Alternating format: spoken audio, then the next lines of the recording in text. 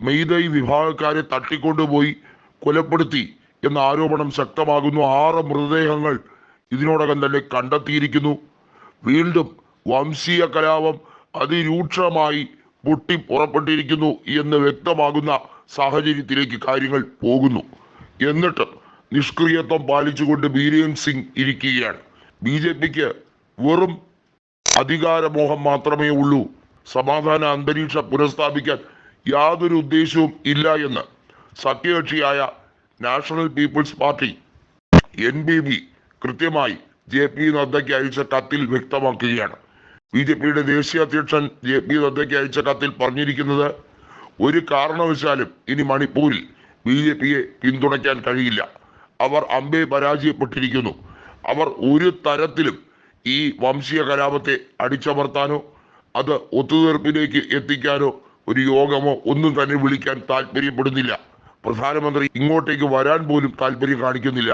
ഇതെന്താ ഇന്ത്യയുടെ ഭാഗമല്ലേ? മണിപ്പൂരിൽ നിങ്ങളുടെ ഭരണമല്ലേ നിലനിൽക്കുന്നത്? എന്നിട്ടും നിങ്ങൾ എന്താണ് ഇത്രയധികം നിഷ്ക്രിയത്വം പാലിച്ചത് എന്ന ചോദ്യം ആവർത്തിക്കുകയാണ്. വിദർഭ എന്ന പ്രദേശത്ത്, അതായത് മഹാരാഷ്ട്രയിൽ പ്രചരണ പരിപാടികൾ നിരവധിയായി നടത്തി മുന്നേറിക്കളയാം എന്നുള്ള അമിത്ഷായുടെ ആഗ്രഹമെല്ലാം നിർത്തിവെച്ചാണ് അദ്ദേഹം കൃത്യമായി മണിപ്പൂരിലേക്ക് വണ്ടി കയറിയത്. മഹാരാഷ്ട്രയിൽ നിന്നും എല്ലാ പൊതുപരിപാടികളും റദ്ദാക്കിക്കൊണ്ട് മണിപ്പൂരിലേക്ക് പോയ അമിത്ഷാ കൃത്യമായും അവിടുത്തെ സ്ഥിതിഗതികൾ വിലയിരുത്തുന്നു എന്ന് പറയുന്നുണ്ടെങ്കിലും എല്ലാ തരത്തിലും ഇപ്പോൾ കതിരിന്മേൽ വളവിടുന്ന തരത്തിലേക്കാണ് അദ്ദേഹത്തിന്റെ നീക്കം.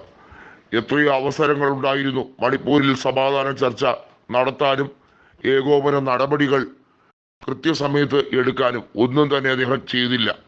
7 MLA-മാരാണ് NPPക്കുള്ളത്. 37 MLA-മാർ BJPക്കുണ്ട്.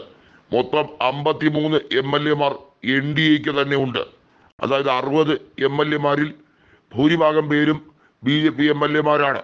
എന്നാൽ ഈ 37 BJP MLA-മാരിൽ 19 BJP MLA-മാർ, അതിൽ മന്ത്രിമാർ ഉൾപ്പെടുന്നു, അവർ ഒരുമിച്ചൊരു തീരുമാനമെടുക്കുകയാണ്. BJP സർക്കാർ ഇനി വേണ്ട എന്നുള്ള തീരുമാനത്തിലേക്ക് പോവുകയാണ്. അവർ ഒരുമിച്ച് പറയുന്നത്, ഈ 19 MLA-മാർ പറയുന്നത്, തങ്ങൾ BJPയുടെ കൂടെ നിന്നതുകൊണ്ടാണ് ഇത്രയും കാലവും ഈ വംശീയ കലാപം കെട്ടടങ്ങാത്തത്. സർക്കാർ ഈ കാര്യത്തോട് അലംഭാവം കാണിച്ചത്, അമിത്ഷായ്ക്ക് ഒരു രീതിയിലും ബോധോദയം ഉണ്ടാകാത്തത്. ഇനി ഞങ്ങൾ എടുക്കുന്ന തീരുമാനം അവർക്ക് നല്ല രീതിയിൽ ബോധോദയം ഉണ്ടാക്കി കൊടുക്കും. അതുകൊണ്ട് ഞങ്ങൾ ഈ കടുത്ത തീരുമാനത്തിലേക്ക് എത്തുകയാണ്. അത് പറഞ്ഞുകൊണ്ടാണ് അവർ രാജ്യസന്നദ്ധത പ്രകടിപ്പിക്കുന്നത്.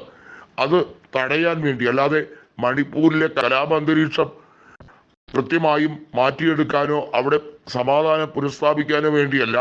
പകരം ഈ 19 MLA-മാർ രാജിവെക്കാതിരിക്കാൻ എന്ത് നിർണായക നീക്കമാണ് നടത്തേണ്ടത്, അവരെ എങ്ങനെ പിന്തിരിപ്പിക്കാം, അതിനുവേണ്ടി മാത്രമാണ് ആഭ്യന്തരമന്ത്രിയായ അമിത്ഷാ മണിപ്പൂരിലേക്ക് വണ്ടി കയറുന്നത്. കൃത്യമായി പറഞ്ഞാൽ വേറെ ഏത് സംസ്ഥാനമാണെങ്കിലും അവിടെ BJP ഗവർണറുടെ ഒത്താശയോടുകൂടി രാഷ്ട്രപതി ഭരണം ഏർപ്പെടുത്തിയനെ. അതായത് അവിടുത്തെ അഡ്മിനിസ്ട്രേഷൻ, പൊതുഭരണം സ്തംഭിച്ചു എന്ന പേരിൽ രാഷ്ട്രപതി ഭരണം നടത്താൻ സന്നദ്ധത കാണിച്ചാലേ. മറ്റെല്ലാ സംസ്ഥാനങ്ങളിലും BJP വടക്കാക്കി തനിക്കാക്കുന്ന ഒരു രാഷ്ട്രീയ സിദ്ധാന്തമുണ്ട്. മണിപ്പൂരിൽ എന്തുകൊണ്ട് അത് ചെയ്യുന്നില്ല എന്ന് വെച്ചാൽ അവരുടെ ഭരണമായതുകൊണ്ട് മാത്രമാണ്. എന്നാൽ അതാണ് ഇനിയിപ്പോൾ അട്ടിമറിക്കപ്പെടുന്നത്.